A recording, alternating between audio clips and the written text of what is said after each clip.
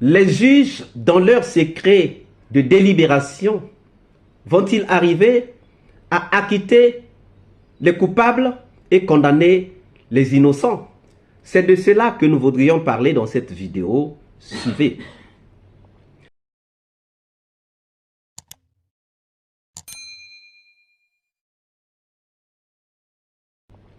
Bonjour, bonsoir, cela dépend de l'heure à laquelle vous regardez cette vidéo. Bienvenue si vous nous découvrez pour une première fois.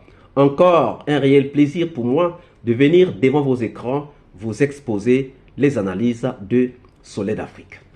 Mais le message d'aujourd'hui s'adresse vraiment aux juges qui sont dans leur délibération. Les jours sont à compter avant que nous ne puissions avoir le verdict final, le verdict de condamnation ou encore d'acquittement.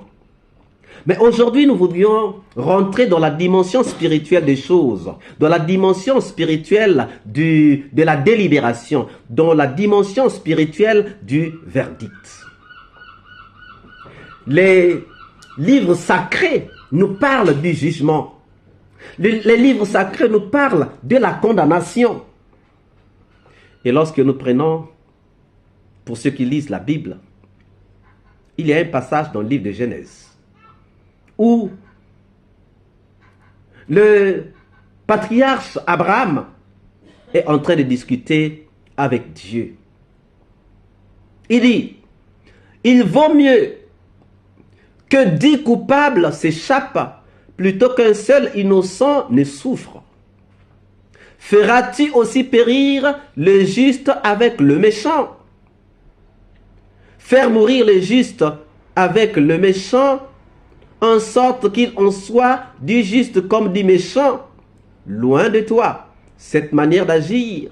Loin de toi celui qui juge toute la terre. N'exercera-t-il pas la justice? C'est Abraham qui, parlant avec Dieu, a entendu de Dieu que Dieu a envoyé des gens pour aller détruire Gomorrhe et Sodome.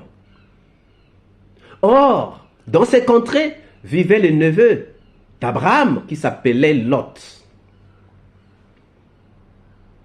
Mais Abraham considérait que Lot était juste aux yeux de Dieu. Mais la ville dans laquelle Lot vit va bientôt être détruite par Dieu, parce que Dieu est fâché contre ce qui se passe ou à cause de ce qui se passe dans ces villes-là, Gomorrhe et Sodome. Et Abraham va commencer à intercéder. Suivez bien, chers amis. Abraham va commencer à intercéder. Abraham dit oui. Dieu, tu veux aller détruire Gomorrhe et Sodome. Mais est-ce que tu vas détruire tout le monde? Est-ce que tu vas détruire tout le monde? Est-ce que tu vas détruire les justes comme les méchants? Loin de toi. Tu fais la distinction entre le juste et le méchant. Tu fais la distinction. Tu ne mélanges pas le juste et le méchant. Donc, tu ne peux pas mélanger le coupable et le non coupable. Tu ne peux pas mélanger le coupable et l'innocent.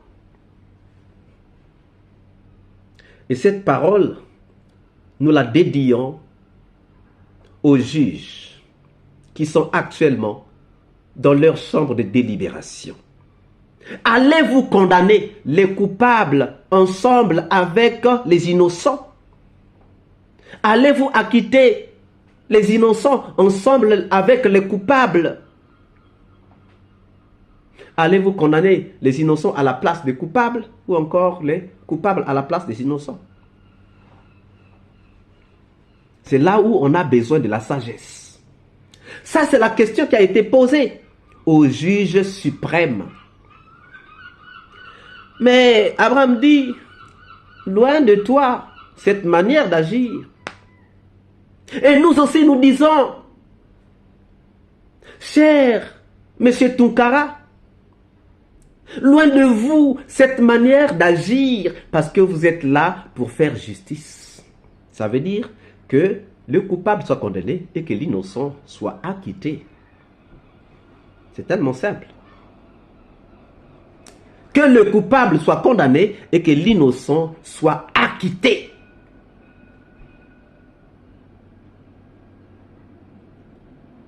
Alors, qui est coupable? Qui est innocent? C'est la question que vous devriez vous poser. Vous allez reconnaître les coupables dans leurs mensonges. Parce que pour échapper à la peine, ils sont obligés de mentir au lieu de vous dire la vérité, que j'ai tué, que j'ai fait ceci, que j'ai commandité les massacres du 28 septembre 2009. Ils vous mentent.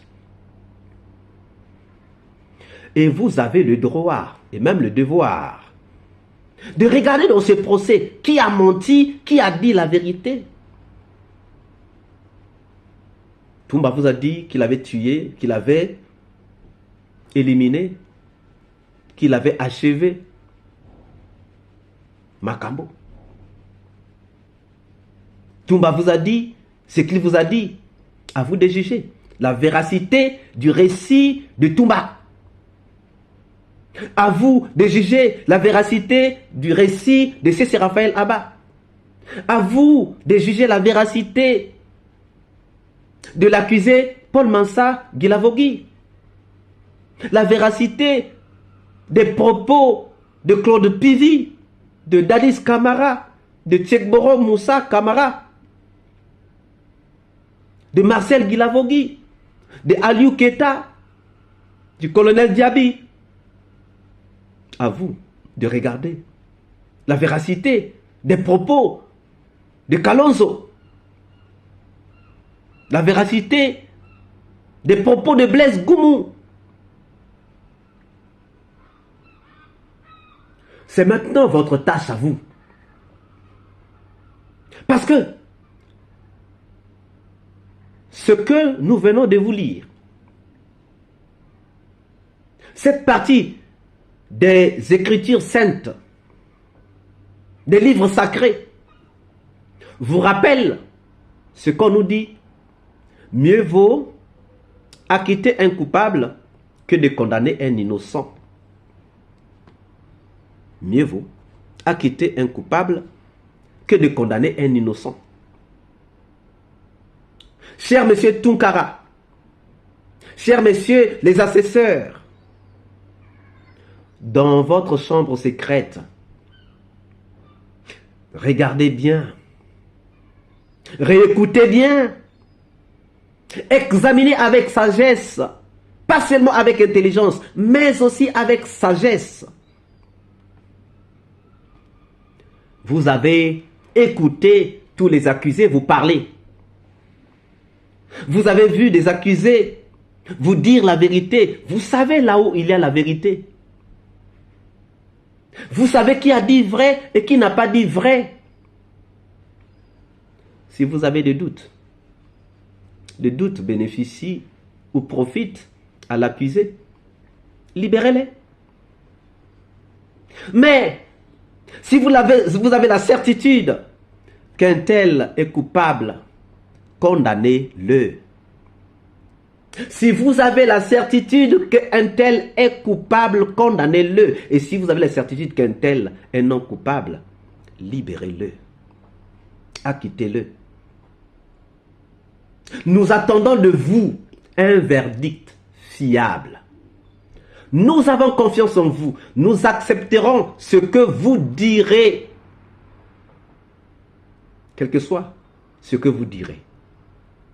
Mais sachez que la vérité n'a jamais été corrompue.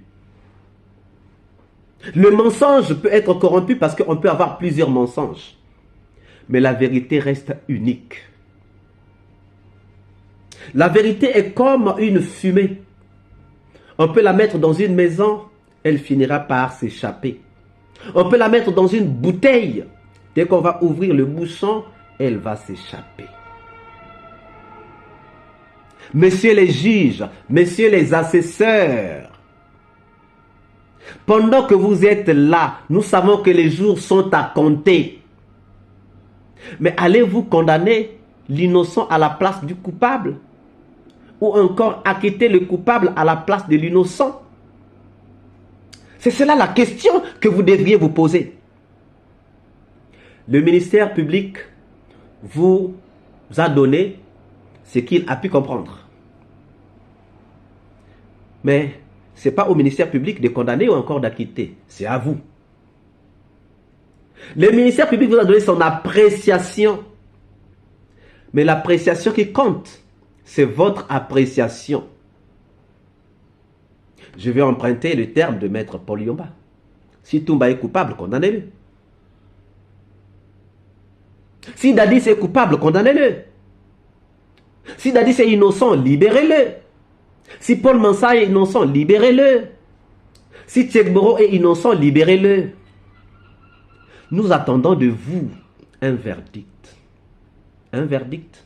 Le verdict signifie que ce qui est vrai. Le verdict, c'est ce qui est vrai que nous attendons de vous. Et nous pouvons compter sur vous. Parce que vous avez suivi ce procès avec grande attention.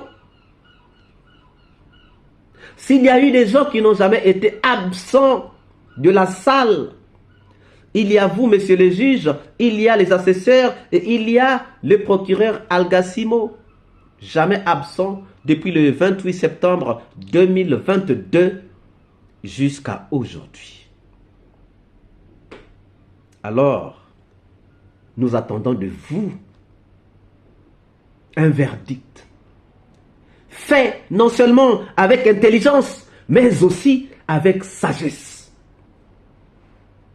Parce que l'intelligence peut s'arrêter à un certain moment.